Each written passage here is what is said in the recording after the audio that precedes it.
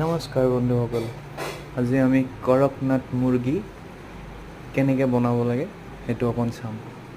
প্ৰায় একেই, এই হাৰ্বকেইটা লাগে অলপ, আৰু পিচবিলাক কাটিংকেইটা অকণ মিডিয়াম হ'ব লাগে,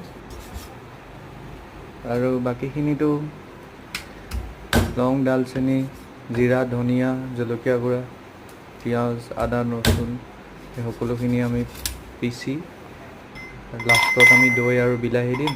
আগতে চিকেনটো আমি মেৰিনেট কৰি থ'লোঁ, এতিয়া গৰম মছলা পিচি লৈছোঁ। ইয়াত আপোনাৰ জিৰা, ধনিয়া বেলেগে পিচিছোঁ, শুকান জলকীয়া বেলেগে পিচিছোঁ, তাৰপাছত ষ্টাৰ নিছ, ব্লেক ইলাইচি, লং এইবিলাক সকলো পিচি যোগাৰ কৰি ল'লোঁ।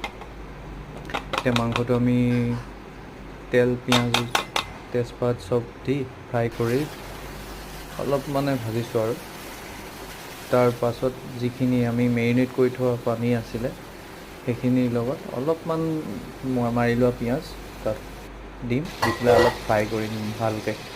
ডিপ ফ্ৰাই কৰিব লাগিব যাতে ঘনে ঘনে, তেওঁ বহুত ভাল হয়। ফ্ৰাইটোৱে মেইন।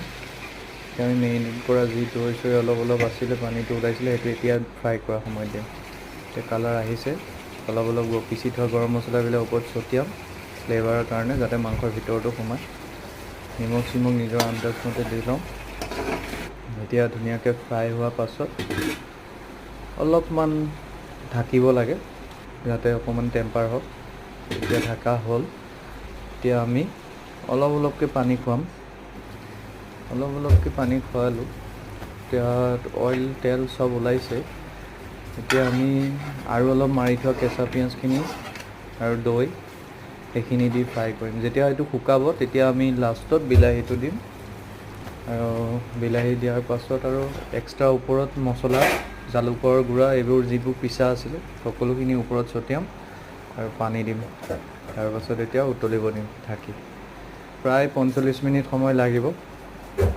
তাৰপাছত কম জুইত 10 মিনিট, তাৰপিছত ধনিয়া চনিয়া দি হোৱা লৈ হৈ যাব। তো কৰকনাথটো পিয়'ৰ কৰকনাথ নহয়, অলপ ক্ৰছ যেন লাগিল মোৰ, কিন্তু তথাপি মিটটো ব্লেক আছিল। এয়া আমাৰ ৰেডি হৈছে আৰু বোলো। তো আমি ধনিয়াখিনি দি লওঁ। মই আগতেও মান ধনিয়াও দিছোঁ ফ্ৰাই কৰি থাকোঁতে। গোটেইখিনি দেখাব পৰা হোৱা নাই, বনাই একেলগে বনাই ভিডিঅ' কৰিব দিগদাৰ হয়। তো মই যিমান পাৰোঁ অকণকৈ শ্বৰ্টত দেখাইছোঁ। ন' মিউজিক, ৰ' ভিডিঅ' ডাইৰেক্ট।